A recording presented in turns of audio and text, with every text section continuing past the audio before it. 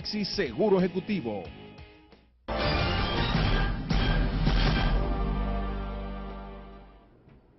Miren, señores, yo reitero que el caso de Dayana Santana Lacir, campeona mundial de boxeo, es un atropello que el ministro de Deporte, el señor Jaime David,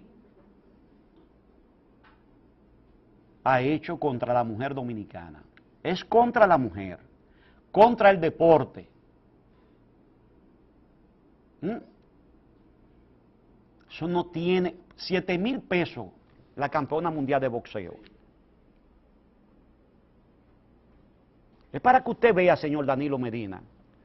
Nosotros estamos tratando de creer realmente que usted quiere hacer las cosas diferentes y hacer lo que nunca se hizo. Esto es una de las cosas que nunca se hizo. Que una campeona mundial, un ministro suyo, que usted le firme un decreto, aunque sea compañero y miembro del comité político, le están agarrando su gobierno, porque esto ya está en las redes sociales. La gente está indignada con el atropello de Jaime David Fernández Mirabal contra la mujer dominicana. Usted no puede darse el lujo, señor presidente de la República, de que esas cosas le pasen en su gobierno. Porque usted le dijo al país que eso no iba a pasar en su gobierno. Adelante. Aló, buenas noches. Buenas noches, dígame usted. Así mismo es como usted lo dice, eso no sirve para nada, eso es lo que es un vago viejo, y el otro que está en salud pública tampoco sirve, el alberroja ese. Gracias. Pero ¿cómo se va a justificar en un país donde se está dando ejemplo con marcha de los feminicidios, una serie de... Todos conocemos en la República Dominicana de un hecho que a mí honestamente me sorprendió. No de las palabras o la conferencia de prensa del señor Procurador General de la República. Vamos para la memoria histórica del programa, a recordar los hechos. El señor Procurador General de la República, el doctor Brito, hizo una rueda de prensa o una conferencia de prensa y le anunció al país que habían 2 magistrados, entre ellos la magistrada Zoraina Vargas. Esta magistrada de San Pedro de Macorís se le solicitó a través del Ministerio Público, la titular, medida de coerción. Un juez le dio medida de coerción de 3 meses. Posteriormente, su abogado, el doctor Freddy Mateo Calderón, recurre o va a solicitar que la medida de coerción sea cambiada. Y resulta y viene a ser que esa medida de coerción le es ratificada. Posteriormente a eso, una madrugada yo comienzo a recibir fotografías de la magistrada en una clínica y comienzan a escribirme algunas personas que ni conocía de que ella iba a ser sacada de la clínica. Así pasó, pero antes de eso, a las 4 de la madrugada volvieron unos contingentes de policía, como si se tratara de una especie de Figueroa Agosto. Y ya en la mañana, muy de mañana, entonces ella es sacada. Recuérdense que yo mostré a través del periódico del portal de la Z101 las fotografías que me habían enviado. Y fueron algo espeluznantes. Y yo siempre dije, y casi todos mis compañeros, para decir todos, que eso había sido una desproporcionalidad, un abuso contra una mujer, pero sobre todo una magistrada, que había sido acusada por el Ministerio Público de supuesto soborno, y que aparentemente el Ministerio Público tenía todas las pruebas. Y hoy la tenemos aquí a la magistrada Zoraina Vargas y al doctor Freddy Mateo Calderón. Y yo le agradezco. Es la primera vez que usted va a un programa después de todas estas cosas, ¿verdad? Y yo le agradezco que haya escogido Atención País en mi persona, de verdad que eso lo agradezco. Igualmente a mi hermano, el doctor Freddy Mateo Calderón. Gracias, doctor. paso con usted, magistrada. La otra parte de la historia es que nadie sabía, para suerte suya y de su familia, en el sentido de que siempre es bueno y uno anhela esperar un hijo, y para mala suerte de la gente que la ha tratado a usted como si usted fuera una especie de capo. ¿Qué siente la magistrada Zoraida Vargas en este momento? Bueno, en este momento yo me siento muy indignada por parte de una institución a la cual yo le he trabajado por 12 años. Usted de la carrera, ¿verdad? Yo estoy en la Procuraduría trabajando del 2000 y inicié como secretaria del Procurador Fiscal. Posterior me fui a un juzgado de paz como secretaria de la fiscalizadora y concursé en el primer concurso que se realizó en el país, programa inicial de formación. Estaba el magistrado Domínguez Brito en ese entonces y fui una de las elegidas de las 100 del país, de las 100 personas que fuimos seleccionadas en el país y fui preparada en la escuela. Algo importante, coincidencial como pasa ahora, para ese entonces yo estaba embarazada y yo cursé 9 meses del programa de formación estando embarazada, di a luz estando en la escuela. O sea, no fue algo que a mí nadie me regaló, fue algo que yo me gané y que con mucho sacrificio yo llegué a ser procuradora fiscal de San Pedro. Inicié como fiscalizadora y a los 6 meses, que ya no está en la Procuraduría, Talía Goldberg, dijo, el talento de esta joven no es para estar como fiscalizadora, porque yo trabajaba desde que inicié estaba como fiscalizadora, pero siempre trabajé como fiscal adjunta en ese entonces. Y de ahí, a los 6 meses a mí me ascendieron a procuradora fiscal. En este año hubo un concurso para titular, participé, quedé en el tercer renglón y después no fui electa. Magistrada, el Procurador General de la República, Domínguez Brito, la acusa a usted de haber tratado de sobornar a una persona que después se supo que era una persona que estaba siendo o que había sido sometida a un imputado por narcotráfico y asunto de mula. En ningún momento se ha hablado de las pruebas de cuál fue el juez que autorizó a este agente o instigador. No se sabe nada, simplemente una rueda de prensa, el dinero está marcado, pero nadie vio dinero, nadie vio nada.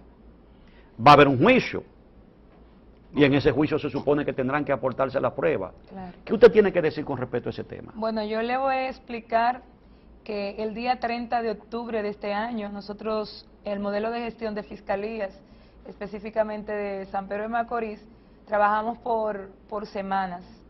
A mí esa semana me tocó estar de turno en la Policía Nacional. Me acuerdo muy bien que llegué a mi casa casi a las 3 de la mañana, agotada trabajando. Y nos informaron, dentro de los casos que sucedieron ese día, que había una persona fallecida a consecuencia de unas sustancias en el estómago.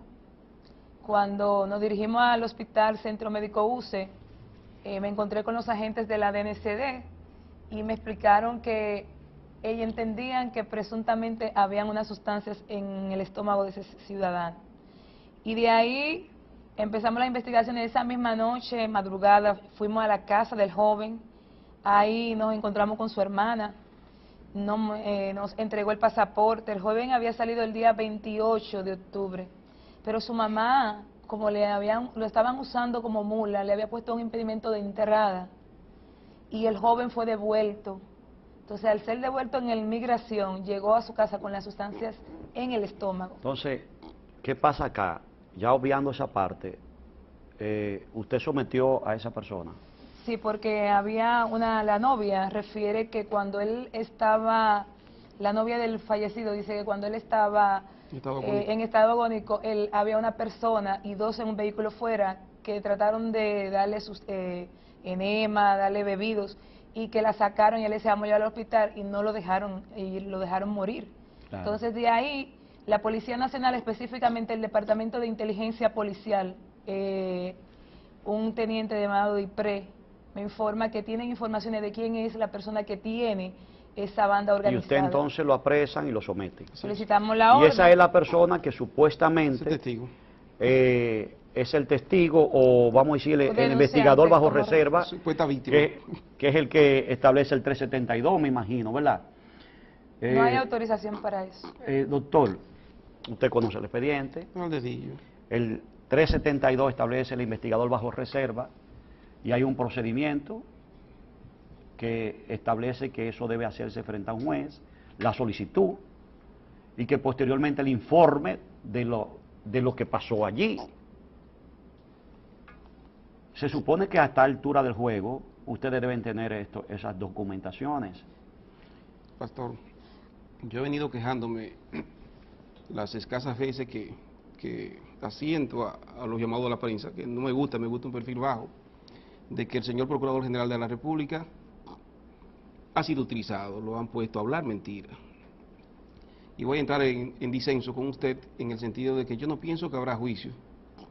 Yo pienso que este proceso, si el Ministerio Público se respeta y no quiere exponerse a una derrota tremenda, no habrá de presentar acusación. Y si osa presentar acusación, nosotros garantizamos al pueblo dominicano que vamos a fulminarlo, a destruirlo, por las razones siguientes, usted acaba de externar. Primero, en todos los países del mundo ya hay reglas sobre el investigador bajo reserva. Se requiere que sea bajo autorización judicial. Claro. Segundo, no es cierto que hubo dinero marcado. Nosotros tenemos aquí las evidencias de material, como ellos le llaman, que es el dinero, y no fue dinero marcado. Tercero, la magistrada Zoraida Vargas y el propio juez de la instrucción lo admitió, fue revisada por un hombre en violación al artículo 176 del Código Procesal Penal, que establece que tiene que ser de sexo contrario, un bandido policía que hasta la revisó, prácticamente la desnudó, y el propio juez admite que esta evidencia es ilegal. Siendo ilegal, entonces no habrá dinero, que nunca lo hubo en manos de la magistrada Zoraida, y por vía de consecuencia, hay una teoría que le llaman ahora, vieja, del árbol envenenado, fruit of the poison tree, lógicamente todas las evidencias vienen en nulidad. Nosotros entendemos sencillamente que la magistrada Zoraida, pastor, y es grave lo que voy a decir, ha sido entrampada, no por el Ministerio Público per se, el narcotráfico de San Pedro de Macorís y del Este, que está acabando, tenía que salir de la magistrada Zoraida Vargas y encontró, lógicamente, apoyo en miembros del Ministerio Público. Roberto Lar, el que acabamos de mencionar, está sindicado como capo del narcotráfico. Inclusive nosotros tenemos que lo ofertamos como presupuesto, el prontuario delictivo de él, donde consta que la propia Corte de Apelación, que rechaza la medida de coerción en contra de la magistrada Zoraida, le rechazó a él una medida de coerción, una apelación de medida de coerción, nada más y nada menos que por narcotráfico. Tiene 2 procesos por narcotráfico. Es decir, que el Ministerio Público ahora anda abrazado. Es el investigador bajo reserva. No, que es la supuesta víctima, el supuesto extorsionado, ¿Y el supuesto sobornante. ¿Y quién fue el investigador bajo reserva? No hubo ¿Quién fue? No hubo. No hubo investigador bajo reserva. Si no hubo, entonces no hubo una autorización de un juez. No hubo autorización judicial. Es un Pero ven proceso acá, de Mateo. violaciones. Dentro de la lógica, tú dices, bueno, el señor Procurador General de la República fue sorprendido. Sí, yo creo que sí. Alguien le dijo una cosa que no era. La Procuradora Fiscal de San Pedro de Macorís titular. Bueno, pero es el Procurador General de la República que hace una rueda de prensa y dice una serie de cosas, incluyendo que ese dinero estaba marcado y una serie de cosas que le involucraban. Y por eso pide medidas de coerción consistente en prisión. Pero a esta altura del juego, ¿será posible que a esta altura del juego, si eso no es así, el Ministerio Público, entiéndase el Procurador General de la República, no haya hecho un pronunciamiento en ese sentido para evitar no solamente una situación que les puede descalabrar más de lo que está descalabrado, si eso es como usted está diciendo? Usted ha sido llamado a la Procuraduría General de la República, han intentado ustedes acercarse al procurador porque a esta altura del juego, repito, ya él debe saber, como ustedes señalan, que eso no es cierto, o que se han violado derechos fundamentales de la magistrada, que anulan el proceso, que vician el proceso y por ende lo anulan. ¿Y cuándo eso llega al juicio? Si tú dices que no va a haber juicio. No, podrá llegar máximo a una audiencia preliminar, máxime, ahí va a ser destruida. Pastor, pero mire, lo más grande del caso, eso no es nada. ¿Pero y qué esa gente van a decir después?